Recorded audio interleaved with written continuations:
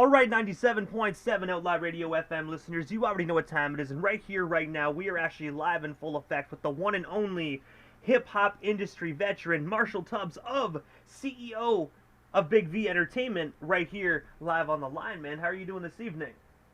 Man, I'm doing very well, DJ Immortal, man. I really appreciate you giving me the opportunity, man, to come on and speak to your audience. I really thank you for all that you're doing in the hip-hop industry and being a part of the history of hip-hop, man, and everything that you're doing to elevate and progress everything that these artists is doing out here, man. I really appreciate you.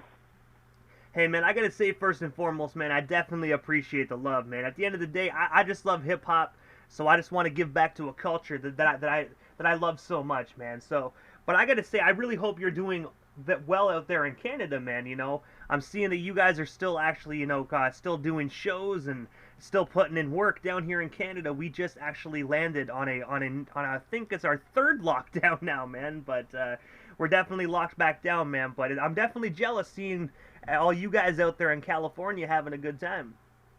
Oh, yeah, well, we haven't got locked down yet, but we're pretty close to getting there. I hope that God keeps his hands on this pandemic, man, and keep everyone safe and nobody have to lose any more loved ones, no more than what has already been lost. And I just pray for us all, brother. But I know you're a busy guy, Marshall, so I'm going to dive right into this broadcast, man. But I want to take you back to the beginning of your iconic career. And I have to ask, man, what originally made you decide to pursue a career within the music industry, man? Because we all know you as a music industry veteran. But I want to know, man, how did you actually land your start? Well, I landed my start at 14 years old in Alabama. My brother used to take me to the concerts that came to Alabama. And the one particular concert that I remember that really made me make up my mind was with Too Short, NWA, and LL Cool J. And I seen that concert, man, and I seen how hard Too Short rocked the crowd. And I said, you know what? This is what I want to do at the age of 14. And also as well, man, I actually read via Discogs that in the year 1997, you actually did some marketing and management for SIBO's album, One Life to Live. I was wondering, how did that opportunity arise for you? And of course, what was it like just working alongside SIBO on this particular project? Right. Well, let me tell you this. So the way that happened was that we all was part of Solar Music Group, which was owned and ran by E40's uncle, St. Charles. St. Charles is the one that taught us the game, right? And so he taught all these Bay Area independent artists how to make money independently without even having to sign to a major then. So I was working for St. Charles, and during that time, I got a chance to meet B Legit, E40, B-Shot, Sugar T, you know, the whole clique, because that's St. Charles family. So I struck out on my own in 1994, and long story short, B Legit gave me a call one day, and B Legit was like, yo, Big B, AWOL Records, man, needs somebody to come over and help run the label because Freddie Smith, he got to do a little bit of time, and he needs somebody, you know, to see after his label while he's down. So I went to see Freddie Smith while he was locked up in the penitentiary, and me and him made a deal, man, and the rest was what you saw. And I gotta say as well, man, that record, in my personal opinion, it was one of SIBO's biggest records, man. Did you actually just like work the management behind the scenes, or did you actually be in the studio and actually watch him actually create this masterpiece? That's a good question, because I'm gonna tell you, during that time, SIBO was also locked up, and the way that we had to put that record together was I had to take old lyrics, lyrics that I wouldn't say old, lyrics that was already recorded but not released. And we had to get with DJ Darrell, Mike Mosley, and put those lyrics to beat. So that album was actually made while Freddie Smith and SIBO himself was locked up. I am going to be honest, I like they always say, you learn something new every day, because listening to that album and actually just going back and thinking about it, I have to say, like, I wouldn't have even thought that he was actually locked up when they put that album together, because it doesn't sound like it. It just sounds like he was in the studio doing what SIBO does best. Well, you know, that's what things sound like when you're dealing with professionals, DJ. So, you know, I'm a professional and I'm good at what I do. So therefore, you know, things turned out the way that they did. You know, we took our time and we made sure that everything was sounding right before we released it. We made sure the album cover was together And during that time, there was a company called Funky Fast Graphics that did that album cover for us. And those guys was very, very creative in helping us put that project together. And also as well, when you actually said artwork a few moments ago, the following year in 1998, you actually did the visual artwork for Sibo's Till My Casket Drops record. I was wondering if you can actually tell our listeners a bit more about that. And of course, if any independent artists are listening that do want to inquire about your visual design services, how do they go about doing so? Well, again, there was some artwork that I worked with Funky Fat Graphics on during that time, and those guys are very creative when it comes to artwork. They can take your ideas and what you're thinking of, and they can bring it to fruition. So they was very instrumental on helping me do that album cover. With that particular project, that project we released through Virgin Records. We ended up getting a deal with Virgin Records shortly after dropping One Life to Live. And so with that, man, it was just, things took off. There was a hot record. It was a lot of media around that record, being that Sibo was locked up and he was going through a lot of the stuff with the state of California, the governor. And so we had a lot of publicity behind that record as well that made it what it was. And also as well, as we already know, you are the CEO and founder of Big V Entertainment. I was wondering, what originally made you decide to start up this company? Well, that company I started when I was 21 years old. Right after I left Solar Music Group, I started Big V Entertainment. And I wanted to start that company because I seen that there was a lot of artists out there that was looking for direction and looking for help to put their records out in a constructive way. And so there was not a lot of people like myself in St. Charles at the time, which whom I got taught from. And so St. Charles gave me his blessings to go ahead and move from Solar Music Group, open up an office of my own, and do my own thing. And then from there, I worked with not only AWOL Records, but I worked with Lil Rick, Pizzo at the time. A lot of the artists that left AWOL Records, and with the other label, they end up coming to me, and I end up helping them with their career at that time. So one thing just led to another, man. It's just like when you get in the water, you start swimming with everybody. And so I got known for being the person that does exactly what he says he's going to do. And if I tell you that I'm going to do something, I'm going to make it happen for you, it gets done. And when you actually brought up Sibo a few moments ago, I have to ask you, man, like, obviously, because I know you still manage Sibo today, that business relationship has been going on probably for about 20 plus years, but I have to ask, man, what is it like actually working alongside a fellow hip-hop veteran like Pizzo? Well, Pizzo is one of the most underrated artists out of the Bay Area right now. If you listen to this guy, music that he's putting out, it is phenomenal, okay?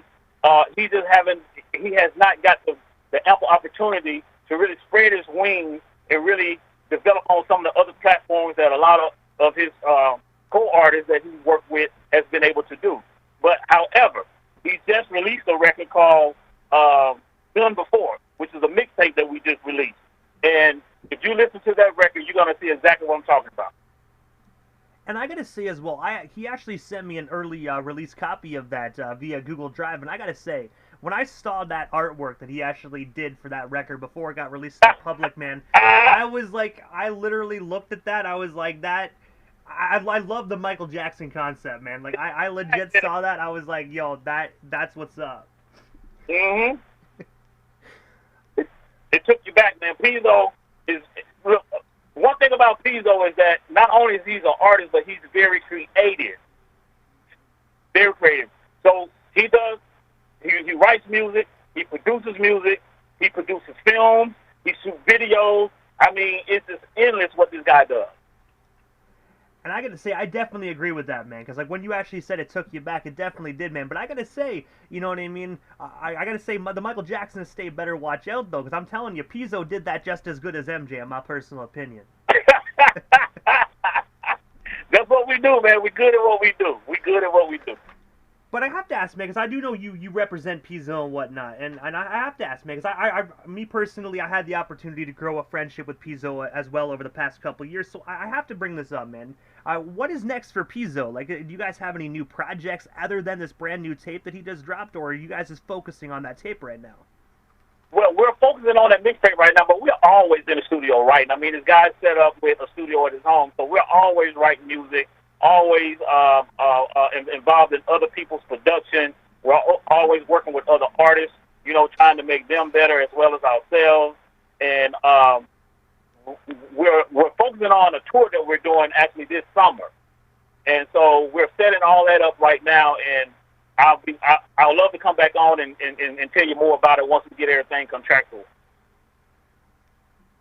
And also as well, man, aside from you know, Big V Entertainment, you also have your own merchandise line available as well. I was wondering if you can actually tell our listeners a bit more about that. And of course, what products do you currently have available that we could actually purchase today? Okay, so the clothing line that I have is a hip hop Christian clothing line. And I developed that clothing line because back in 2012, I joined the ministry of Mount Calvary Baptist Church out here. And I really, you know, being in the music industry, it can kind of warp your way of the way you think. It can, you know, do a lot of different stuff to your mind. And so I pulled away from that, and I got closer to God. And so once I made that commitment to God, I wanted to do something that represented Him and you know, in my life. And so I came up with the clothing line called Imperium Clothing Line. And you go on ImperiumClothingBrand.com, and I got all type of stuff on it, from towels to coffee cups to T-shirts to pullovers, socks, pillows, whatever you want. And I gotta say as well, I looked at your products, man, and I have to say, definitely some high quality, top notch products. So I definitely assure everybody to head on over to that website, check it out, and definitely snag themselves some warm clothing. And it's something positive, man. It's not no skull and bones. It's not something that represents death. That clothing line represents life. You know what I'm saying? So when people wear that, I like to say, when you wear it, you just feel good when you wear it. And also as well, man, December 10th of this year, last year, my apologies. I keep getting confused with the 2021, 2022. I don't think I'm ready for the new year, but it's already upon us. In December, all right, a lot of us not. December of 2021, DigitalJournal.com actually broke the news about a brand new consultation service that you actually launched. I was wondering if you can actually tell us a bit more about your new business venture, and of course, how can independent artists inquire to you and get more involved with the service?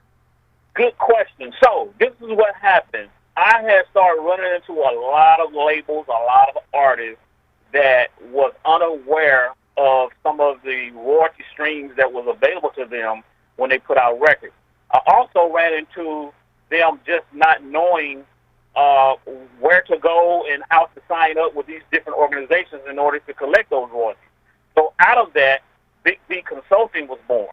And so that you can go to the website, bigvconsulting.com, and it's as simple as putting in your information, going to my calendar, and picking a date and time that you want to talk to me personally. So you're not going to get a representative. You're going to get me personally, and I'm going to talk to you, kind of, feel you out and see where you at, and then give you some information of what you need to do next, to progress your career. And I gotta say as well, man, I think this is a phenomenal service that you are doing. Because I gotta say, there's a lot of hip-hop artists out there. There's a lot of talent out there that's trying to be their own management, be their own publicist, and they don't even know where to start. They know how to make the music. Absolutely. They have that down pat. They just don't have the full-on managerial type expertise to them. So I gotta say, definitely gotta give you props for actually putting this amazing consultation service together. Absolutely. And then this is what I want to say too, DJ Amore, is that a lot of artists don't know that when you become an artist, you're actually a business. So you need to set yourself up as a business first, meaning a business license, an EIN number, a Dun & Bradstreet number. These are things that you need to have to set yourself up, because guess what? If you don't set yourself up correctly, you make money, guess what happens? The IRS steps in, and now you got a problem. But the one thing I have to ask as well, because when we're talking about royalties and earning money and whatnot, during your live today, you actually mentioned black box royalties. See, I'm not really too familiar, but I do have a rough idea of what that is. So for the artists that don't know what those are, can you actually break it down and explain where that money goes? And of course, how can they actually secure their black box royalties? Okay, so the, here's the deal with black box royalties, and this is something that I just found out myself with doing a lot of research and talking to my lawyers and different people I know in the industry. What happens is, just say for instance Pandora, they give, say, Sony Music what they call a blanket license to use Sony Music's catalog. Okay, so just say it might be for 2 years. So they might say, well, we're going to give you guys $20 million to use your catalog on Pandora for 2 years. Now, after the 2 years is over with, there might still be, say, $5 million left over because Pandora didn't get a chance to use $20 million worth of streaming from the Sony Music catalog. So that extra $5 million goes into what they call the black box. Now, once it goes into the black box, that money actually supposed to go to the artist that Pandora used their music of. But what ends up happening is the record labels keep that money. See, I gotta say, I did not know that. So there's no way whatsoever for these artists to get that money. It automatically just goes to the label no matter what. These artists can't fight them on it. Absolutely, because see, here's the thing: the black box is a $2.5 billion industry. I'm gonna say that again: $2.5 billion. Now, why do not the record labels tell you anything about this? Because the record labels like Warner Brothers, Interscope, Sony, all these people, they have a stake in Pandora, Spotify, and all these streaming companies. I gotta say that part I didn't know. I always thought the record labels and Pandora and Spotify were completely separate services. So I gotta say, I'm not even an artist, and I'm learning stuff during this interview. On my own radio station, I'm learning something.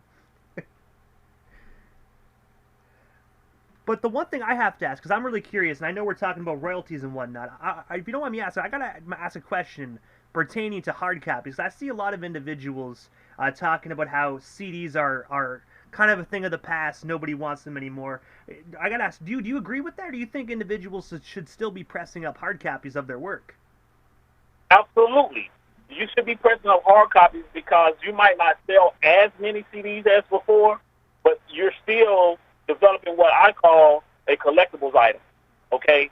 Not only do it become a collectibles item, but years from now, that collectible item, quote unquote, will be worth a lot of money. Now, when we talk about collectibles items, now they got this new thing called NFTs, non-fungible tokens. Now, your product becomes, later on in life, it might become a non-fungible token that is a very rare CD for people to get, and now that CD goes from $20 up to, say, somebody might want to pay $1,500 to $2,000 for it. And I gotta say as well, those NFTs definitely are good, but I've seen some stuff as well. Individuals have to watch out for the scammers as well, because the scammers are starting to transition and starting to jump on the bandwagon and go with the flow. Absolutely, and there's companies out there that has guards set up against that type of situation. So you just got to be connected with the right company that has already established themselves to set up a defense against that. And the one thing I have to ask you pertaining to the consultation services, because I do know obviously it's a paid service, obviously, but if we have any underground artists that are either listening, whether it's live or on demand via YouTube, I have to ask, what is some great advice you can actually give them to kind of starting out to brand yourself in the right direction? Man, you really got to just kind of think about what type of music you want to put out. Do you want to put out the same music everybody else is putting out? You want to try to bring as much individualism to what you're doing that makes you stand out from any other artist, and that's what gets you known. But I have to ask, Big V, because I do know that you're a busy guy. You're doing these consultation services. You're very, very well known and well respected within the music industry. But I have to ask, aside from the music consultations, what is next for yourself? Is there anything we happen to miss during this broadcast? Anything else you do still want to talk about or promote? Well, we still got you here live on the Canadian FM dial this evening. Well, right now, I just want to help these young artists coming up and point them in the right direction. give them the knowledge that they need to be successful and something they have a passion for. Besides the music industry, I have my clothing line, and I also own a cleaning company here in the Bay Area where I take youngsters that don't have jobs or might be getting out of jail and can't get a job. I can get them cleaning jobs in order, until they get on their feet and kind of find out what direction in life they want to go. So my whole focus is not only to help music artists out, but to help everyday individuals out that is kind of like trying to find their way in this world. But also, Marshall, as well, man, this is the time in the interview that I give a chance for the individual that does slide into the radio station airwaves, just a chance to give, like, shout-outs to whomever they want to give shout-outs to, but most of all, your social media handles. That way our listeners can follow you and stay updated on everything you got going on, and, of course, acquire about your services. Absolutely. The first one I want to give everybody, where it actually will link you to everything else that I do, is my Instagram channel handle, which is Big V _entertainment _2021. And from there, you can connect with me, and it'll give you everything else that I'm doing.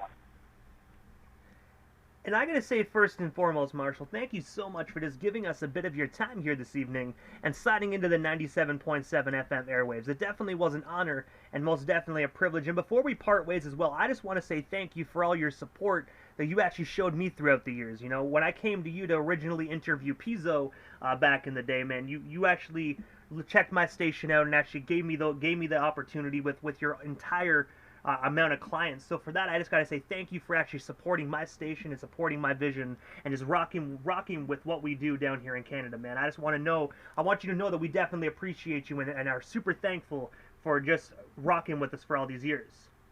Man, hey, not a problem, DJ Mortar, and I thank you, man, for giving me the opportunity to come on your airwaves, man. And I know everybody's time is valuable, and so I appreciate you taking time out, to holler at a little country boy like myself out here in California, man. And yes, I do want to give some shots out to some people because I know they'll get mad at me if I don't say, hey, man, I'm on the air, but I felt like I was rushed. So I do want to say to a couple of the people that are supporting me and that has jumped on board with me and said, hey, Big V, we see what you do. We see how valuable you are to us. And we love you, man, and we rocking with you. And that will be, first of all, my guy, Ismaini, the Smoke Man. Ismaini the Smoke Man, he's from the Funky Aztec. And I've been knowing him for many, many, many years.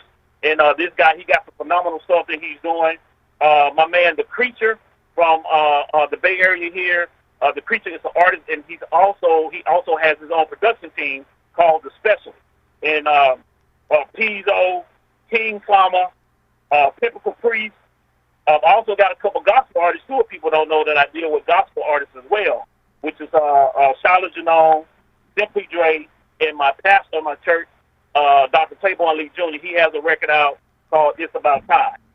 Marvelous, of course, the official Dirty Don. You had him on before. He got a phenomenal record out there, man. I mean, it's just really popping, and people need to get into that record and listen to it. They will definitely love it. Marvelous, still marvelous.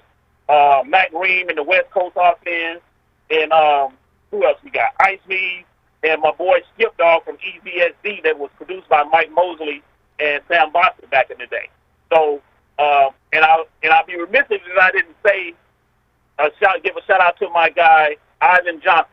Ivan Johnson is he oversees the production of a lot of the artists that I deal with, and he's also the music director for Kim. So this guy knows his stuff, man, and he's definitely a phenomenal composer, arranger, and producer. So having said that, man, I really appreciate you coming on, man, and giving me the opportunity in order to, just talk to your people, man, and let people know that I'm here for them. They can call me, get on my schedule, and let's get them going in the right direction, man, so they can be blessed financially with doing the things, with using the gift that God gave them to use. And I gotta say, man, you are most certainly welcome. I gotta say, definitely have yourself a wonderful night out there in California, man.